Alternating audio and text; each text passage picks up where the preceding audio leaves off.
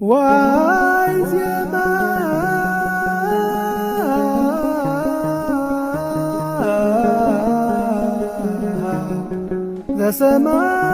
ዘሰማይኩ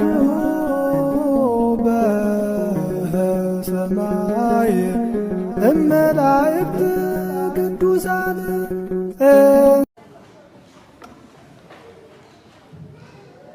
በስመ አብ ወወልድ ወመንፈስ ቅዱስ አሐዱ አምላክ እናት። በስመ አብ ወወልድ ወመንፈስ ቅዱስ አሐዱ አምላክ። በስመ አብ ወወልድ ወመንፈስ ቅዱስ አሐዱ አምላክ አሜን። ክቡር አባታችን መላከ ገነት ቀሲስ ከፍያለው የዚህ ታላቅ ደብር አስተዳዳሪ፣ ክቡራን አበው ሊቃውንተ ቤተክርስቲያን፣ ካህናት፣ ዲያቆናት፣ ምዕመናን ምዕመናት ሁላችሁ በእግዚአብሔር ሰላምታ እንደምን አደራችሁ? እግዚአብሔር ይመስገን። እንደምን አደራችሁ? አሜን። በምህረት በቸርነቱ እስከዚህ ሰዓት ያደረሰን በእድሜያችን ላይ የዛሬዋን ዕለት ይህችን ሰዓት የጨመረልን የአባቶቻችን አምላክ ልዑለ ባሕርይ እግዚአብሔር ስሙ የተመሰገነ ይሁን። በትንሣኤ ሰላምታ ክርስቶስ ተንሥአ እሙታን አሰሮ ለሰይጣን ሰላም ኮነ። እንኳን አደረሳችሁ። በዚህ ሀገር እንኳን አደረሳችሁ ማለት ልንበሩ ነው። እንኳን አደረሳችሁ። አምላካችን እግዚአብሔር እንደወደደ ሥርዓተ ቅዳሴ መሀል ላይ ስላለን በማቴዎስ ወንጌል ምዕራፍ 26 ከቁጥር 26 ላይ በሚገኝ ኃይለ ቃል መነሻነት በቀሪው ሰዓት እንማራለን። ቃሉን አነበዋለሁ። ሲበሉም እንጀራን አንስቶ ባረከ፣ ቆርሶም ለደቀ መዛሙርቱ ሰጠና እንካችሁ ብሉ፣ ይህ ሥጋዬ ነው አለ። ጽዋውንም አንስቶ አመስግኖም ሰጣቸው፣ እንዲህም አለ፣ ሁላችሁ ከእርሱ ጠጡ፣ ስለ ብዙዎች ለኃጢአት ይቅርታ የሚፈስ የአዲስ ኪዳን ደሜ ይህ ነው። ነገር ግን እላችኋለሁ በአባቴ መንግሥት ከእናንተ ጋር ከዚህ ከወይን ፍሬ አዲሱን እስከምጠጣበት እስከዚያ ቀን ድረስ ከዛሬ ጀምሮ አልጠጣውም። መዝሙርም ከዘመሩ በኋላ ወደ ደብረ ዘይት ወጡ ይላል። ስለ ቃሉ አምላካችን ስም የተመሰገነ ይሁን። እስቲ ከኔ ጋር ህብስቱን አንስቶ ባረከ፣ ጽዋውን አንስቶ አመሰገነ። ባረከና አመሰገነ የሚሉት ቃላት በግዕዝ ሲነገሩ ቀደሰ ማለት ነው። ቀደሰ ማለት ባረከ፣ አመሰገነ ማለት ነው። አሁን ያለነው ሥርዓተ ቅዳሴ ላይ ነው። ቤተክርስቲያናችን ዓመቱን ሙሉ ከሰሙነ ሕማማት በስተቀር 365ቱንም ቀናት ትቀድሳለች። ሥርዓተ ቅዳሴ የጸሎት ሁሉ ከፍታ፣ የጸሎት ሁሉ አክሊል፣ የሥርዓተ አምልኳችን ማዕከል የሆነው ዋና የመዳናችን ምስጢረ ቁርባን የሚፈጸምበት ታላቅ ሥርዓት ነውና ቅዳሴ ሁልጊዜ የምናስቀድሰው ነገር ቢሆንም አንዳንዴ ደግሞ ስለምናስቀድሰው ነገር መማር ማወቅ ያስፈልጋልና በቅዳሴ መሀል ላይ ስላለን ስለ አምላካችን ስለ መድኃኒታችን ስለ ኢየሱስ ክርስቶስ ቅዱስ ቁርባን የሚፈጸምበት ስለ ቅዳሴ በቀሪው ሰዓት እንማራለን። እግዚአብሔር አምላካችን በቸርነቱ እንዲያስተምረን ቅዱስ ፈቃዱ ይሁንልን። ህብስቱን አንስቶ ምን አደረገ አልኳችሁ? ጽዋውን አንስቶ አመሰገነ። ባረከ፣ ቀደሰ ማለት አመሰገነ ማለት አንድ ነው ትርጉሙ። በሥርዓተ ቅዳሴ ላይ የሚቀድሰው ማን ነው? የሚቀደሰውስ ማን ነው ካላችሁ፣ የሚቀድሰው አምላካችን መድኃኒታችን ኢየሱስ ክርስቶስ ነው። የሚቀደሰው ደግሞ ህብስቱና ወይኑ ነው። ምን ወደ መሆን ነው የሚቀደሰው? ወደ ሥጋውና ወደ ደሙ ነው የሚቀደሰው። ስለዚህ ቅዳሴ የምንለው ህብስቱና ወይኑ ወደ ሥጋ አምላክ ወደ ደም አምላክ የሚለወጥበት ታላቅ ጸሎት፣ ታላቅ ስርዓት ነው። ምዕመናን ቅዳሴ ላይ መገኘት ከማንኛውም መንፈሳዊ ስራ ሁሉ የበለጠ ሰው ጉባኤ ላይ ሊገኝ ይችላል፣ ስብከት ሊሰማ ይችላል፣ ሰው በቤቱ ተሰብስቦ ጸሎት ሊያደርግ ይችላል፣ በጎ ስራ ሊሰራ ይችላል። ከየትኛው መንፈሳዊ ስብስብ ግን የሚበልጠው ምንድን ነው? ሥርዓተ ቅዳሴ። ምንድን ነው የሚያስፈልገው ካላችሁ ክርስቶስ ሁለት ወይም እኔ ከመካከላችሁ ምን እላለሁ እገኛለሁ ብሎ። ስለዚህ ቤታችን ውስጥ ጸሎት ብናደርግ፣ ቤታችን ውስጥ ብንጸልይ፣ 2-3 ሆነን ማህበር ብናደርግ በመካከላችን ክርስቶስ አለ። በመንፈስ በረድኤት ይገኛል ክርስቶስ ስሙ በተጠራበት ቦታ ነው። ቅዳሴ ላይ ክርስቶስ የሚገኘው በመንፈስ ነው። ቅዳሴ ላይ የሚገኘው በአካል ነው። ዓርብ ዕለት የተቆረሰው ስጋው፣ ዓርብ ዕለት የፈሰሰው ደግሞ ቅዳሴ መሃል ይቆረሳል፣ ይፈሳል። ስለዚህ ቅዳሴ ላይ መገኘት ማለት ከክርስቶስ አጠገብ መቆም ማለት ነው። አሁን የቆማችሁ ሰዎች ስታስቀድሱ ከቁርባኑ በቆማችሁበት ርቀት የቆማችሁት ከራሱ ከመድኃኒታችን ከኢየሱስ ክርስቶስ አለ። ዓርብ ዕለት መስቀል ስር እንደመቆም ማለት ነው ቅዳሴ ማስቀደስ ማለት። ዓርብ ዕለት በተሰቀለ ጊዜ እመቤታችንና ዮሐንስ ከመስቀሉ ግርጌ ቆመው ደሙ ሲጠፈጠፍ ሲፈስ እንዳዩት ቅዳሴ ላይ መገኘት ማለት መስቀል ስር ቆሞ የክርስቶስ ሥጋና ደም ሲቆርስ መመልከት ማለት ነው። ስለዚህ ከቅዳሴ የሚከብር ምንም ነገር የለም። ሰዎች ለተለያየ ጉዳይ ኢየሩሳሌም ድረስ ሄደው የክርስቶስ የተሰቀለበትን ቦታ ይሳለማሉ። ቤተልሔም ሄደው የተወለደበትን ይሳለማሉ። እኔ ልንገራችሁ፣ ቤተልሔሙ ቀራንዮውም ያለው እዚሁ ቤተ መቅደስ ውስጥ። አንድ ሰው ሥጋውን ደሙን ሲቀበል ባይቀበል እንኳን ሥጋው ደሙ የሚፈተትበት ቅዳሴ ላይ ሲገኝ የተገኘው ቀራንዮ ነው፣ የተገኘው ጎልጎታ። ጌታ የረገጠውን ለመንካት ለመሳለም ሰዎች ረጅም ርቀት ረጅም ኪሎ ሜትር ይጓዛሉ።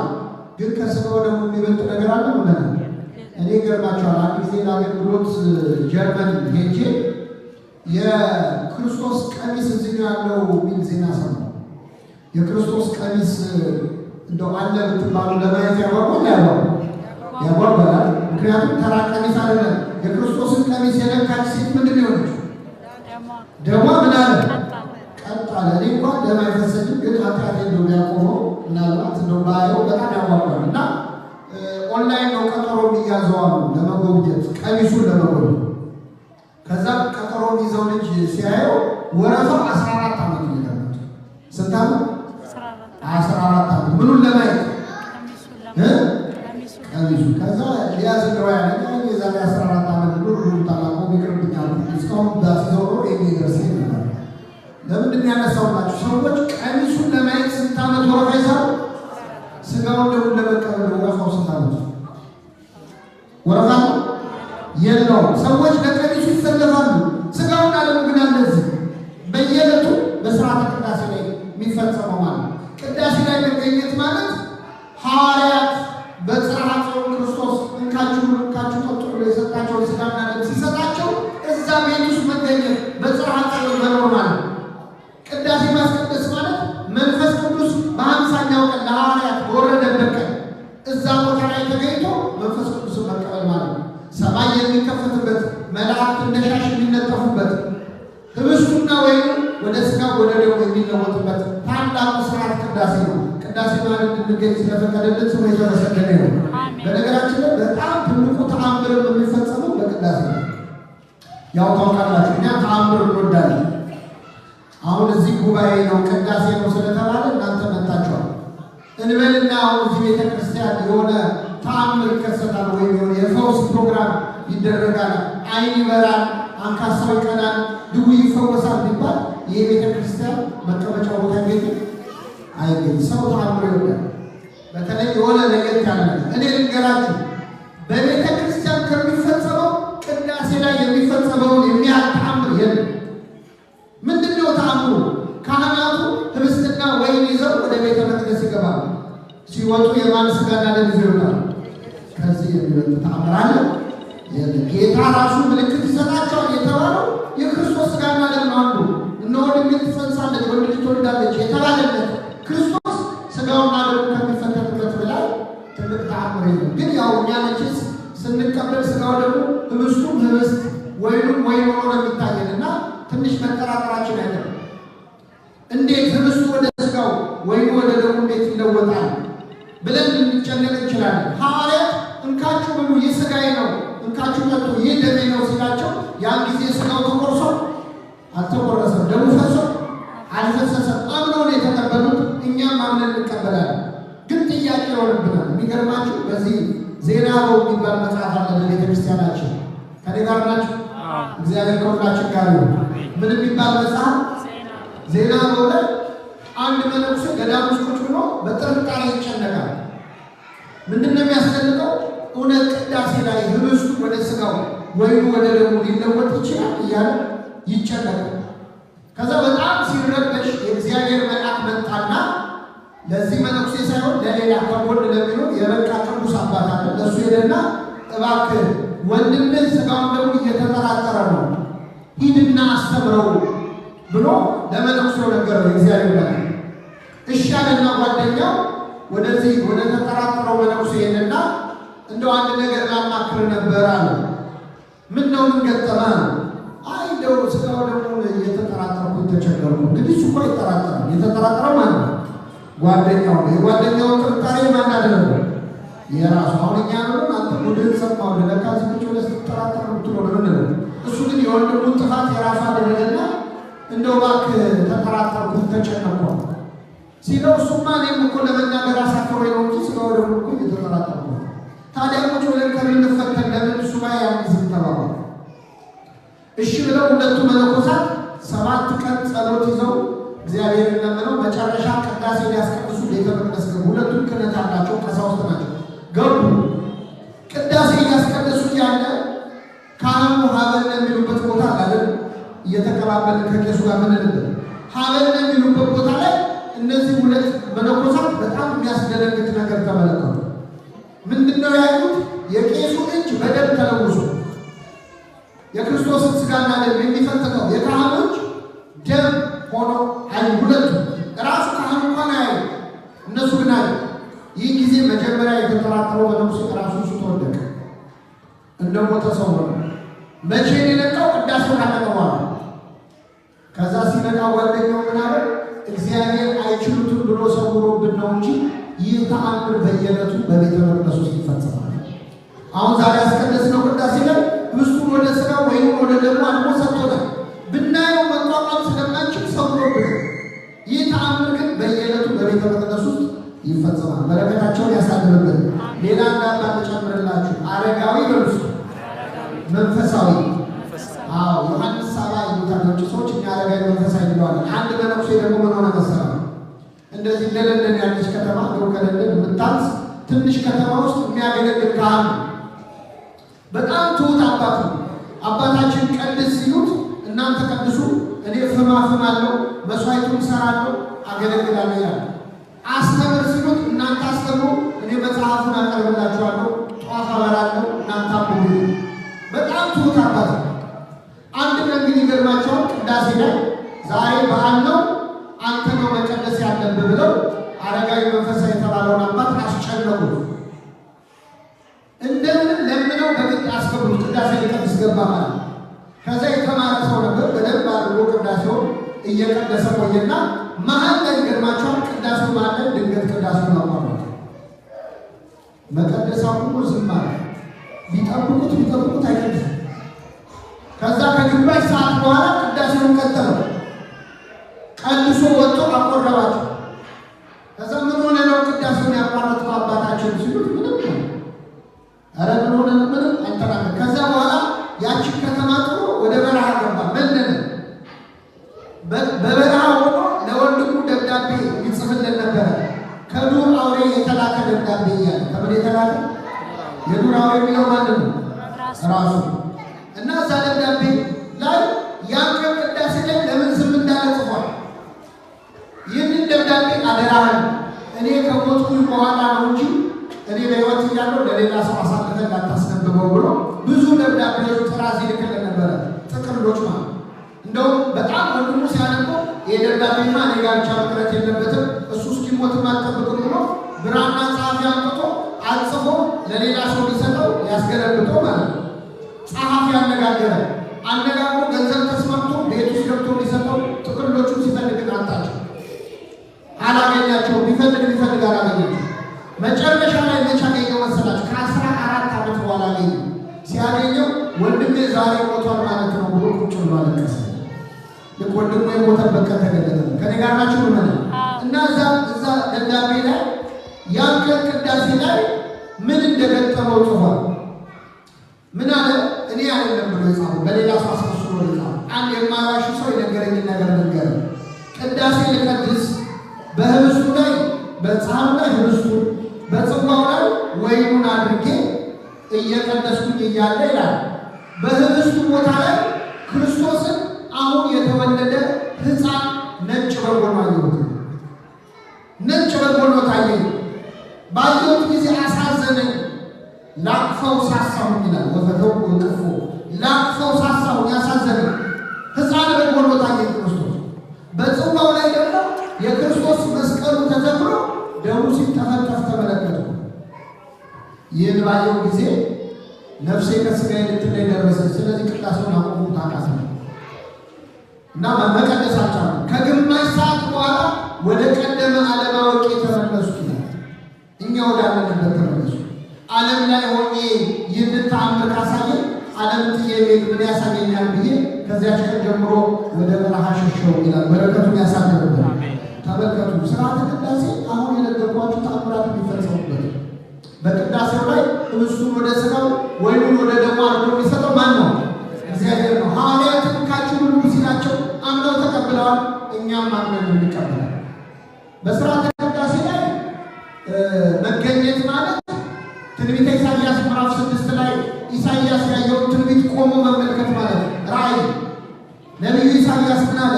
ንጉሡ ዖዝያን በሞተበት ዓመት እግዚአብሔርን ከፍ ባለ ዙፋን ላይ ያየሁት ይላል። መላእክት ቅዱስ ቅዱስ ቅዱስ እያሉ ሲያመሰግኑት ነበረ። ይህን ባየው ጊዜ ወዮልኝ ከንፈሬ የነከሰብኝ ሰው ነኝ አልኩኝ። ከዛ ሱራፊ ከሚባሉት መላእክት መሃል አንዱ መልአክ መጥቶ ፍም አንስቶ ከንፈሬን በጉጠት ነካኝ። ይህ ጊዜ ኃጢአት ተወገደች እንዳለኝ ይላል። ይህንን አሁን ዛሬ አይተነዋል። የእግዚአብሔር ከፍ ያለ ዙፋን ታቦቱ ነው። ምዕመናን እግዚአብሔርን ከፍ ባለ ዙፋን ላይ እናየዋለን። ቅዱስ ቅዱስ እያሉ በመላእክት አምሳል ካህናት ዲያቆናት ሲያመሰግኑት እንሰማለን። ወዮልኝ ከንፈሬ የረከሰብኝ ሰው ነኝ፣ እግዚኦ መሐረነ ክርስቶስ ይቅር በለኝ ማረኝ ብለን ቅዳሴው ማለት እንጸልያለን። ይህ ጊዜ ሱራፊ እየበረረ መጥቶ በጉጠት የእሳት ፍም አድርጎ የኢሳይያስን ከንፈር እንደተኮሰው በመልአኩ የተመሰሉ ካህናት ዲያቆናት በፍም በተመሰለው ስጋውን ደግሞ ማለት ይዘው አምጥተው በከንፈራችን ያስነኩናል፣ ያቆርቡናል። ኃጢአትን ተሰረየችልን ይሉናል። የልጁ የኢየሱስ ክርስቶስ ደም ከኃጢአት ሁሉ ምን ይላል? ያነጻል። ስለዚህ ስርዓተ ቅዳሴ ማለት የኢሳይያስ ራእይ ማየት ነው። ስርዓተ ቅዳሴ ላይ መገኘት ማለት የኤማውስ መንገደኞች የሆኑትን መሆን ነው። የኤማውስ መንገደኞች ተስፋ ቆርጠው ሲሄዱ ክርስቶስ ከመካከላቸው ነበረ። እንዴት ናችሁ? ወዴት ነው የምትሄዱት ብሎ አናገራቸው። የመጀመሪያው ክፍል ነው። ከዛ ነገሩት። ስለ ናዝሬቱ ስለ ኢየሱስ ነው የምናወራው አሉ። መጽሐፍትን ተረጎመላቸው ይላል። እስኪ በሉ መጽሐፍትን ተረጎመላቸው። ከዛ በኋላ አብረህን ግባና እደር አሉት። ገባ። ቆርሶ ሰጣቸው። ዓይናቸው ተከፈተ። ይህ ቅዳሴ ያው ተፈጽሟል። ክርስቶስ እንዴት ዋላችሁ እንዳለው ግብአተ መንጦላዕት የሚባለው የቅዳሴው መግቢያ ክፍል ነው። ከዛ መጽሐፍትን ምን አለላቸው? ተረጎመላቸው። ወንጌል ተነበበ፣ የጳውሎስ መልእክት ተነበበ፣ ምስባክ ተሰበከ። ቅዳሴው ላይ የትምህርት ክፍል የሚባለው ማለት። ሶስተኛው ቆርሶ ሰጣቸው የተባለው ስጋው ደግሞ የተቀበሉበት። ስለዚህ ቅዳሴ ላይ መገኘትን ያህል ትልቅ ክብር የለም። እንድናስቀድስ የፈቀደልን አምላክ ስሙ የተመሰገነ ነው። የሚገርማችሁ ቅዳሴ ላይ የማይጸለይበት ርዕሰ ጉዳይ የማይጸለይለት አካል የለም። ቤተ ክርስቲያን ስለ ሁሉ ነገር ትጸልያለች። ስለ ሁሉ፣ ስለ ታመሙ ትጸልያለች። በጤና ሰላም ትጸልያለች። ቤተ ክርስቲያን ስለመጡ ትጸልያለች። ቤታቸው ስለተኙት ትጸልያለች። አትጸልይም? በዚህ ቀን መባ ያስገቡትን፣ ምጽዋት የሰጡትን፣ ጧፉን፣ ዕጣኑን፣ ዘቢቡን፣ ገንዘብ ከኪሳቸው የሰጡትን ታስባቸዋለች። ያልሰጡትን እንደው ያልሰጡት ነው በጣም ደስ የሚል ጸሎት የሚጸለይላቸው። እስኪ በሉ ከሌላቸው ላይ ፈቃዳቸውን ተቀብለን መንግሥትህን አውርሳቸው። ከሌላቸው ላይ ምናቸውን ተቀብለን ያልሰጡ ስለሌላቸው ነው። ቢኖራቸው ኖሮ ምን ይሉ ነበር? ስለዚህ የሰጡ ነበር ብለህ ማራቸው ትላለች።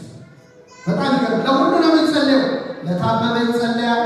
በስደት በስደት ላለነው ሰዎች ይጸለያል አይጸለይም? ስለተሰደዱ ሰዎች አሁን በውጭ ሀገር ላላችሁ ሰዎች ምን አድርግላቸው ነው የሚለው ቅዳሴ ላይ ትሰሙ ከሆነ የተሰደዱ ሰዎች ምን አድርግላቸው? ወደ ሀገራቸው መልሳቸው አይደል ቢልማ እናንተም አሜን አትሉ። በርግጠኛ ለመሰተ መከራ የመጣሁትን ለምትሉ እግዚአብሔር ትዕግስትን የሚለው እስኪ በሉ እግዚአብሔር ትዕግስትን በጎ ትምህርትን ይሰጣቸው ዘንድ የድካማቸውን ፍጹም ዋጋ ይሰጣቸው ዘንድ ስለተሰደዱ ሰዎች ማለት ስደት ትምህርት ይሰጣል አይሰጥም? ስለዚህ ትምህርት ይሰጣቸው ነው። የድካማቸውን ዋጋ ይሰጣል። ሰው ተሰደዱ እኮ ምንም ላያገኙት ፍጹም ዋጋ ይሰጣቸው ዘንድ ስለተሰደዱ ሰዎች ምን እንላለን? እንማልዳለን። ወደ ሀገራቸው መልሳቸው ምትል ስለተማረኩ ሰዎች በጦርነት ተደብድበው ተግዘው የሄዱትን እነሱን ወደ ሀገራቸው መልሳል። ፈልገው የወጡትን ደግሞ የድካማቸውን ዋጋ ስጣቸው። የማይጸለይነት አካል የለም። ለመሪዎች ይጸለያል፣ ለካህናት ይጸለያል፣ ለታመሙ ይጸለያል። እኔ ምን ልበላችሁ በተቀደሳት በግንባራችን ተደፍተን የማንጸልይበት ሰው ነው። ይችን ቤተክርስቲያን ስለሰጠን ሰው የተመሰገነ ነው። የሚገርማችሁ በአንድ ሀገር ተከሰተ። አንድ ሰው 2 ሴት ልጆች ወለደ እና መንቶች ናቸው። ሁለቱንም ደህና አድርጎ አሳደጋቸው። ከዛ ዕድሜያቸው ለትዳር ሲደርስ በአንድ ቀን ዳራቸው፣ ሰርግ ደረሱ። አንደኛዋን ልጅ የዳራት ለገበሬ፣ ሁለተኛዋን የዳራት ለሸክላ ሰሪ። ከዛ ሁለቱንም ከዳራቸው በኋላ 1 ዓመት በትዳር ከኖሩ በኋላ እስቲ አንድ ቀን ጠዋት እሑድ ቀን ቅዳሴ አስቀድሶ ከቅዳሴ መልስ እስቲ ቤት ናቸው ሊያቸው ብሎ ሄደ። በጠዋት መጀመሪያ ሄደው የገበሬው ቤት ገበሬ ያገባቸው ሰው ከኔ ጋር ናቸው። እንዴት ነው ኑሮ እንዴት ይዟቸዋል አላቸው። የገበሬ ቤት ሁሉ ደህና ቁርስ አበሉት፣ በላ ጠጣ። ኑሮ እንዴት ነው አላቸው። እግዚአብሔር ይመስገን ጥሩ ነው ያለ ነው፣ ግን አንድ ችግር ገጥሞናል። ምንድነው ችግራችሁ? ወቅቱ አሁን ዘር የሚዘራበት ወቅት ነው። ዝናብ ከዘነበ ደግሞ 1 ወር ሆኖታል። በዚህ ከቀጠልና ካልዘነበ መራባችን ነው። ስለዚህ አባታችን ለጸሎት ስትቆም ወደ እግዚአብሔር ምን ስጣቸው ብለህ ጸልይ። አይሰማም ዝናብ ሲጣ እሺ ችግር የለም በሉ ደህና ዋሉ ብሎ ከሰዓት ደግሞ የሁለተኛውን ቤት ይጎበኝ። ሁለተኛውን ምንድን ያገባችሁ? አይሰማም ሸክላ ሰሪ ቤት ሲገባ ልክ እንደናንተ ሜዳው ላይ ሸክላ ተሰጥቷል። ምን እንዲሆን እንዲደርስ እሱን አልፎ ገዛ በላ ጠጣ። እንዴት ነው ኑሮ አላቸው። እግዚአብሔር ይመስገን ደህና ነን። አሁን ደግሞ በጣም ደስ የሚለው ዝናብ ከሰነበ ስንት ነው? 1 ወር ሆኖታል። በዚህ ከቀጠለና ካልዘነበ ያሰጣነው ሸክላ ምን ይላል? ስለዚህ አባታችን ለጸሎት ስትቆም ምን ብለህ ጸልይ። ቀና አለና ምን አለ መሰላችሁ? አንተ እንደምታደርግ አድርጋቸዋል። ቅዳሴያችንን ግን ስሙ። በሚሻበት ቦታ ዝናቡን ያዘንብ ዘንድ ስለ ዝናብ እንማልድሃለን። በሚፈለግበት ቦታ አዝኖ የወንዙን ውሃ እስከ ልካቸውና እስከ ወሰናቸው ሙላ። ቤተክርስቲያን ጸሎቱ ብታውቁ ቤተክርስቲያን ቅዱስ ባስልዮስ የደረሰው ጎርፍ መጣ ብሎ ከመጸለይ የወንዙን ውሃ እስከ ልኩና እስከ ወሰኑ ሙላ ብሎ መጸለይ ይሻላል። ለመሪዎቻችን፣ ለባለስልጣኖቹ፣ ለሀገር መሪዎች እንደምንጸልዩ እግዚአብሔር ልቡና እንዲሰጣቸው እኛ ብሎን የእነሱን ነገር አደራለን። ሌላ ነገር እንሰማው። ቤተክርስቲያን ግን ልቡናቸውን አለስልሰው ህሊናቸውን አስተካክለው ነው የጸሎት ቤተክርስቲያን ናት። ይህችን ቤተክርስቲያን ስለሰጠን ስሙ የተመሰገነ ነው። ሌላው ምዕመናን ቅዳሴ ላይ ማስቀደስ ማለት ክርስቶስ ተወልዶ ወደ ሰማይ እስካረገበት ጊዜ ድረስ ያለው የሕይወት ታሪኩን ቁጭ ብሎ በፊልም እንደመመልከት። ቅዳሴ ሲጀመር የሚጀመረው ከቤተልሔም ካህናቱ ህብስቱንና ወይኑን ይዘው ከቤተልሔም ይነሳሉ፣ ወደ ቤተ መቅደስ ይመጣሉ። ክርስቶስ የተወለደው ቤት ነው። አቤት! የእኛ ቤተ ክርስቲያን ገና ሲመጣ እየሰራች ገና ሲያልፍ የምታፈርሰው በረት የላትም። ሁልጊዜ ነው ቤተልሔም ቃሉ ቤተልሔም ክርስቶስ የተወለደበት። ስለዚህ ቅዳሴ ተጀመረ ማለት ክርስቶስ ተወለደ ማለት ነው። ካህናቱ ህብስቱና ወይኑን ይዘው ወደ ቤተ መቅደስ የሚያደርጉት ጉዞ ክርስቶስ ወደ መስቀል የተጓዘው ጉዞ ምሳሌ ነው። ወደ ቀራንዮ ያደረገው ጉዞ። ቅዳሴው ተጀመረ ማለት ክርስቶስ ተሰቀለ ማለት ነው። መስቀል ላይ የሆነው ነው ቅዳሴ ላይ የሆነው። ክርስቶስ የተሰቀለው መስቀል ላይ 3 ሰዓት ያህል ነው። ከ6 ሰዓት እስከ 9 ሰዓት መስቀል ቅዳሴ ላይ በተለይ በጾም ወቅት ከቀኑ 12 ሰዓት በዚያ ላይ አይደል ይጀመራል፣ እስከ 3 ሰዓት ይቆያል። ይህ ማለት ክርስቶስ መስቀል ላይ የቆየበት ሰዓት ስለሆነ ቅዳሴ ላይ የሚሆነው መስቀል ላይ የሆነው ነው። ቅዳሴው ላይ መስቀል ላይ እንደሆነው ለምሳሌ ከጌታ በስተቀኝ የተሰቀለው ወንበዴ ምን ብሎ ጸለየ? ጌታ ሆይ በመንግስት በመጣ ጊዜ ምን በል አስብ። ቅዳሴ ላይ ያለነው ወንበዴዎች ደግሞ ተዘከረን እግዚኦ በውስተ መንግሥትከ፣ አቤቱ በመንግስት ስትመጣ ምን በል አስበን። ቅዳሴ ላይ የሚሆነው መስቀል ላይ የሆነው ነው። ተመልከቱ፣ በመስቀል ላይ ያለ ክርስቶስ ፀሐይ ጨልማለች፣ ጨረቃ ደም መስላለች፣ ከዋክብት ረግፈዋል። እኛ ያን ማድረግ ባንችል ስጋው ደግሞ ሲፈተት የቤተ መቅደሱ መጋረጃ ምን እንለዋል? እንዘጋዋል። ቅዳሴ ላይ የሆነው ሁሉ ነው የሚሆነው። ስጋውን ደግሞ እንቀበላለን። እንደውም ስጋውን ደግሞ ስንቀበል የዛን የመቶ አለቃ ጸሎት ነው ቤተክርስቲያን እንድንጸልይ እያደረገችው። ታስታውሳላችሁ? አንድ የመቶ አለቃ ጌታ ወይ እባክህ ልጄ ታሞብኛል አለው። ክርስቶስን መጥቶ ሲለው እሺ ብሎ ክርስቶስ ሊፈውስለት ወደ ቤቱ ሊመጣ መንገድ ጀመረ። ያ መቶ አለቃ ግን ምን አለ? ጌታ ወይ ወደ ቤቴ ልትገባ ምን አይለኝ አይገባኝም፣ ቃል ብቻ ተናገር ልጄ ይፈወሳል። ከቤቴ ጣራ በታች ልትገባ ይገባል። ይህንን ጸሎት ቤተክርስቲያን ቅዳሴ ላምታ መቼ እንደምታስብለን ታውቃላችሁ? ድንቆርስ ከቤቴ ጣራ በታች ልትገባ ምን አይለኝ፣ ስጋ ለምን እንዴት ወደ እኔ ሰውነት ይገባል? እንዴት ስጋና ለምን እንቀበለዋለን? ምህረት አድርግልኝ እያልን በትህትና ስጋውን ደግሞ እንቀበላለን። ልክ ስንቆር ድርገት ይሆናል። አንድነት ማለት ነው። ስጋዬን የሚበላ ደሜን የሚጠጣ እኔ በእርሱ እኖራለሁ እርሱም በእኔ ይኖራል። ስለዚህ ቅዳሴ ማስቀደስ ማለት ከክርስቶስ ጋር አንድ መሆን ማለት በቁርባን ነው። ልክ ስጋው ደግሞ ከተቀበልን በኋላ ካህናት ቀድሰው አቅርበው ጸሎት ሰጥተው ተመልሰው ወደ ቤተ መቅደስ ይገባሉ አይደል? ይህ ጊዜ የቤተ መቅደሱ መጋረጃ ምን ይላል? ይዘጋል። ይህ ደግሞ ዕርገት ይባላል። ክርስቶስ አረገ ማለት ነው። ክርስቶስ ሲያርግ ደመና ሰውራ ተቀበለችው አይደል? በደመናው ፈንታ የቤተ መቅደሱ መጋረጃ ምን ይላል? ይዘጋል። ሐዋርያት ጌታ ሲያርግ ደመና ሲሰውረው አንጋጠው አይን እያዩ እያለ ጠፋ። ክርስቶስ ተሰወረባቸው። መላእክት መጡና ምን አሏቸው? እናንተ የገሊላ ሰዎች ሆይ ስለምን ተክዛችሁ ቆማችኋል? ሲሄድ ያያችሁት ክርስቶስ ተመልሶ ምን ይላል? ይመጣል። በሰላም ወደ ቤታችሁ ሂዱ እንዳሉ ካህናት ከቤተ መቅደስ ይወጡና ጸሎት ሰጥተው በሰላም እችን አታቋትም በሰላም ግቡ ነው። በጣም ብዙ ሰው በደንብ ደስ ብሎ ታገኝ የሚለው በሰላም ግቡ ነው።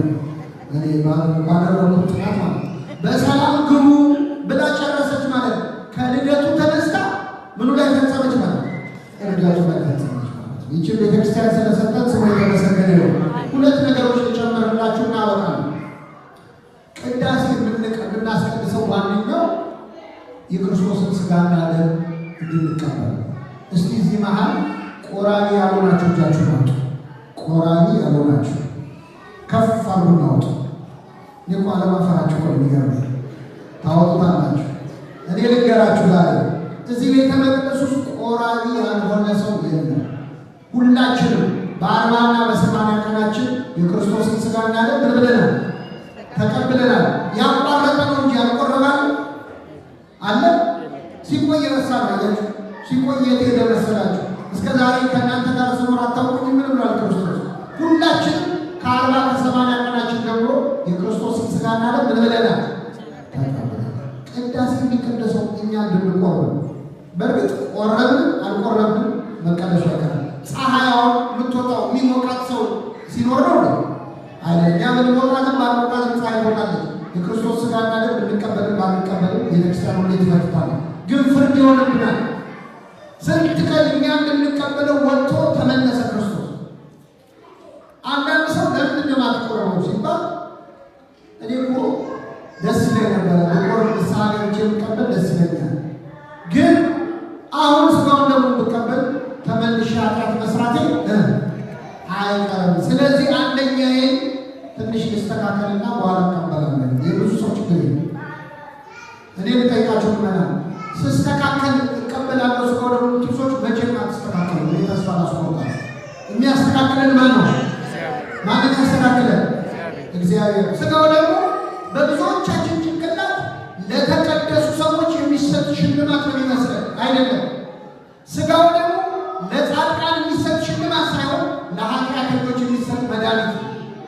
ለበሽተኞች የሚሰጥ መድኃኒት ነው። የበለጠ የሚያስፈልገው ለእኛ ለቁስለኞቹ። አንድ በሽተኛ መድኃኒቱ ሰጥ ሲባል ቆይ ይሻለኝና ወስዳለሁ ይላሉ አይልም። ስጋው ደግሞ እኮ መድኃኒት እንደው የበለጠ ለቆሰለች ነፍስ ነው የክርስቶስ ስጋና ደም ያስፈልጋል። አምላካችን ሁላችንም ወደ ስጋው ደም ይመልሰን። ስጋውን ደግሞ ተቀብለን ልንወድቅ እንችላለን። ግን ተመልሰን እንነሳለን። እግዚአብሔር ለምን በደላችሁ አይደለም የሚለው፣ ለምን ንስሐ ገባችሁ፣ ለምን ወደቃችሁ አይደለም፣ ለምን አልተነሳችሁ። ስለዚህ የክርስቶስ ስጋና ደም አለመቀበል አንዳንድ ሰው ደግሞ ነው መንፈሳዊነት ይመስለዋል። ዝም ብሎ መዳፈር ያስፈልግም ስጋውን ደግሞ አልቀበልም ብሎ እንደው እንዲህ በማለቱ እግዚአብሔር የሚምረው የሚመስለው ሰው ስህተት ነው። እስቲ ልጠይቃቸው። አሁን እዚህ ለንደን ውስጥ ሰርግ ደግሳችሁ የከተማውን ሰው በሙሉ ጠርታችሁ የምታውቁትን ሰው ጠርታችሁ የተጠራው ሰው ነጭ በነጭ ለብሶ ዝንጥ ብሎ መጥቶ ከምግቡ ከመጠጡ አነካም ብሎ ቢወጣ ደስ ይላችሁ አይደል? ሰርግ መጥቶ አለመብላት ንቀት። ቅዳሴ እኮ ሰርግ ነው። መመለ ሙሽራው ክርስቶስ ነው። ሙሽራይቱ ቤተክርስቲያን ናት። ምግቡ መጠጡ የክርስቶስ ስጋና ደም አልበላም አልጠጣም በማለታችን እግዚአብሔር እንዲያመሰግነን። እውነት ለመናገር በተለይ ወጣቶች እንዳንቆርብ ምክንያት የሚሆነን እስካሁን የሰራነው ኃጢአት ሳይሆን ወደፊቱ ክንሰራ ያሰብናቸው ኃጢአቶች አሉ። እነሱ አጓጉተው ነው ሌላ ፕላን አለ፣ ሌላ ኃጢአት ለመስራት ማለት ነው። እግዚአብሔር አምላካችን ሁላችንን ለስጋው ደግሞ ያብቃል። የመጨረሻው ቅዳሴ ላይ ካህናት የሚናገሩት ነገር አንዳንዴ ለአንዳንድ ሰው ትንሽ ኮንፈርት ይመስለዋል፣ ይረብሻል። ምንድነው? ቄሱ ይወጡና እጃቸውን የታጠቡ ዘኮነ ንጹሐ ይንሳ ቁርባን፣ ንጹህ የሆነ ቢኖር ከስጋው ከደሙ ምን ይበል? ንጹህ ያልሆነስ አይቀበል ይላል። እጄን ከውጫዊ ወደ ንጹህ እንዳደረግ ደፍራችሁ ትቀበሉ። በእናንተ ኃጢአት እኔ መተላለፍ የለብኝም። ኃጢአታችሁ በራሳችሁ መነሳት እንጂ እኔ ከበደላችሁ ምንድን ነኝ? ንጹህ ነኝ ሲሉ አንዳንድ ሰው ቆሞ ለምንድን ነው ያስፈራሩ? ለምን ያስፈራሩ? እንደዚህ ያሉ ለምን ቆርበው ታዲያ ምናምን ብሎ አፋውቶ አይደል በሆዱ ያጉረመርማል። አንተ ቆመ ስታጉረመርም ያቆሉ ደግሞ ምን ይላል? ይህን የካህኑን ቃል ምን ያለ ወይም የሳቀና የተነጋገረ ግን ምን ማለት ነው? ቤተ ክርስቲያን እያስፈራራችን ነው። ንጹህ የሆነ የምትለው ንጹህ የሆነ ሰው አለ አለ የለም። አራኔ በደና ጊዜ በዛ ሰማም እንጂ ንጹህ የሆነ ብቻ መሰለላችሁ። ቅዱስ የሆነ ነው የሚለው ምን የሆነ እንደው ለመቆረብ ሰው ንጹህ ብቻ መሆን የለበትም፣ ቅዱስ መሆን አለ። እንደማ ካላችሁ እንደመሬታችን አንድ ሰው ለስጋው ደግሞ ብቁ የሆነው እንደማን ሲሆን ነው ታላላችሁ? እንደመሬታችን። ታዲያ ነው መቀበል ብቻ። ቅዱስ ባስልዮስ ውዳሴ አምላክ በተባለ ጸሎቱ ላይ ምን ይላል? እመቤቴ ሆይ የልጅሽን ስጋና ደም ዛሬ ልቀበለው ነው። አንቺ እሱን ስትቀበል የነበረሽን ንጽሕና አውቀዋለሁ፣ እኔ ደግሞ ያለኝን ኃጢአት አውቀዋለሁ። የአንቺን ቅድስና ለእኔ አድርጊልኝ ይላል። ለሁላችን ታደርግልን ማለት ንጹህ የሆነ ብቻ አይደለም፣ ቅዱስ የሆነ ነው። ቅድሳት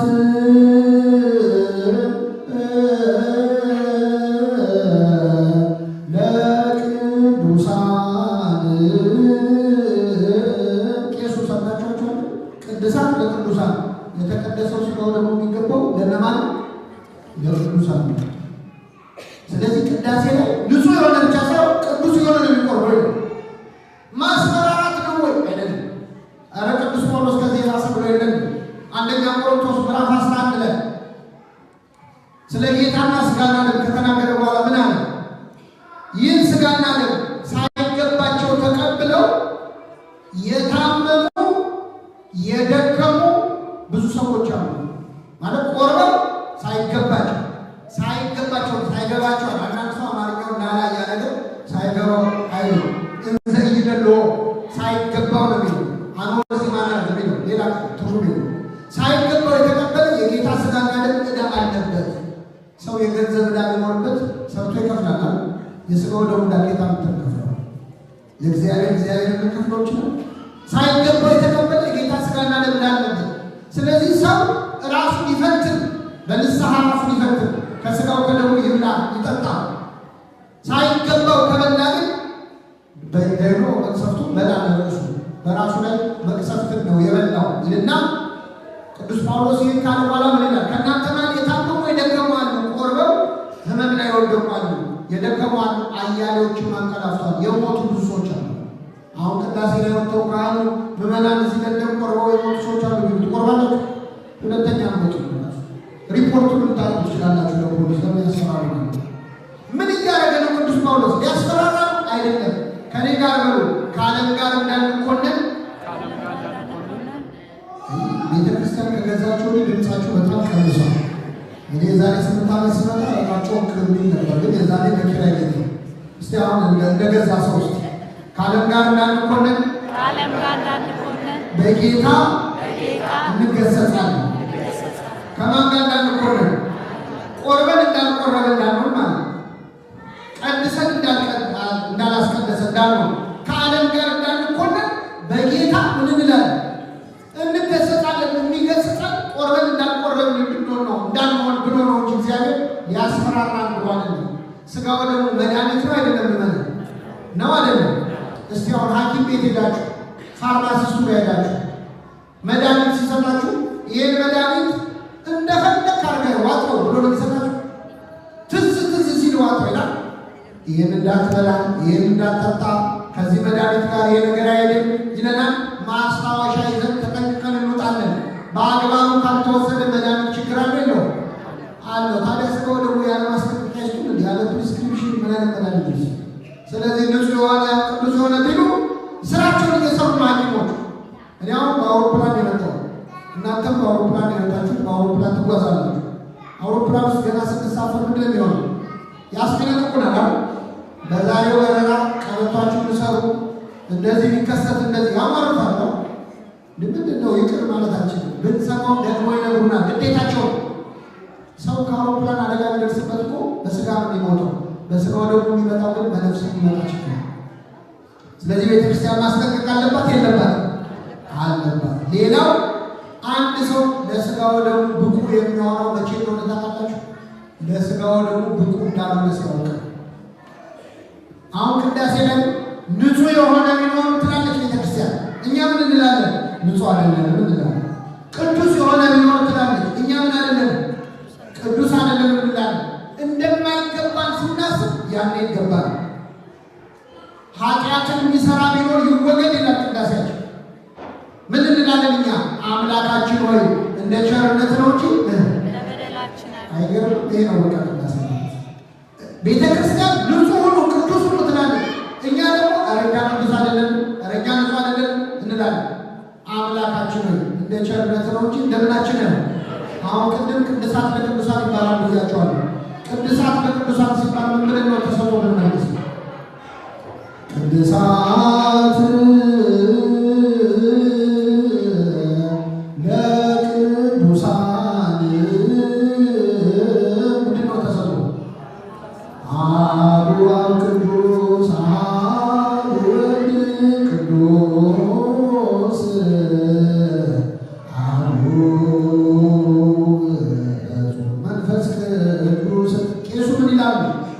የተቀደሰው ሥጋው ደግሞ የሚገባው ለቅዱሳን ነው ሲሉ እኛ ምን እንላለን? ካህኑ ምን ማለቶት ነው? አባታችን ምን ማለቶት ነው? ቅዱስ እኮ አብ ነው፣ ቅዱስ እኮ ወልድ ነው፣ ቅዱስስ እኛ በምን አቅማችን ነው ተቀደሱ የሚሉን እንላለን ነው። እንደዛ ከሆነ ቅዱሱ እግዚአብሔር ከእናንተ ጋር ይሁን ይላሉ ቄሱ። ቅዱሱ እግዚአብሔር ከማን ጋር ይሁን? ኧረ ከአንተም ከመንፈስ ጋር ከነፍስ ጋር ከአንተም ጋር ይሁን ብለን እጃችንን አንስተን እግዚኦ ብለን ቤተ ክርስቲያን የእግዚአብሔር ምሕረት የተረዳች ነች። በእውነት እንዴት ማንን መለመን እንዳለባት ታውቃለች። እጁን አንስቶ ሕፃኑ፣ አዋቂው፣ አረጋዊ፣ ወጣቱ እጁን አንስቶ እኩል ማረን እንዲል ታደርጋለች። በአንደኛው ልብ ሌላኛውን አይቶ ይቅር እንዲል እግዚአብሔር። ቅዳሴ ማስቀደስ ማለት የሚሆናቸው ተቀድሰን የምንወጣው ሌላ ምንም ነገር እንኳን ባናደርግ እዚህ በመገኘታችን እንኳን የምናገኘው ጸጋ በረከት በጣም ትልቅ ነገር ነው እና ስርዓተ ቅዳሴ ማስቀደስ ብቻ አይደለም፣ ሥጋውን ደግሞ ለመቀበል አምላካችን በቸርነቱ ያውቃል። መቼም ብቁ ልንሆን እንችላለን? አንችልም። እንኳን እኛ መጥምቁ ዮሐንስ ምንድን ያለው? አጎንብሼ የጌታን የጫማውን ጠፍር ልነካ አይገባም። ዮሐንስ ጫማውን መፍታት ካልተገባው እኛ እንዴት ነው ሥጋው ደግሞ ዮሐንስን አይነት ቅዱስ እንኳን ለጫማ አይበቃም። ስለዚህ ለሥጋው ደግሞ መቼም ብቁ ያልሆነ ነው። የፈለገ ኃጢአት ብንሰራ ግን የእኛ ኃጢአት ከእግዚአብሔር ምሕረት ይበልጣል አይበልጥም? የእኛ ኃጢአት የደም ጠብታ ነው፣ የእግዚአብሔር ምሕረት እንደ ባህር ነው። ስለዚህ ምሕረቱ ስለበዛ ሥጋውና ደሙን ቤተክርስቲያን ታቀብለናለች እና ሥርዓተ ቅዳሴ የሥጋው ደሙ ምስጢር የሚፈጸምበት የመጨረሻው የቤተክርስቲያን ቅድስና ነው። እግዚአብሔር ደግሞ በሰማይ ለማስቀደስ ያብቃል። እዚህ ብቻ ማለት ቅዳሴ ዘላለማዊ ቅዳሴ አለ፣ የማያውቀው ቅዳሴ አለ። በዛኛው በሰማያዊ ሰርግ ለመገኘት አብቃን። ይቆየን። የሰማነውን በልቡናችን ያሳድርብን። አሜን።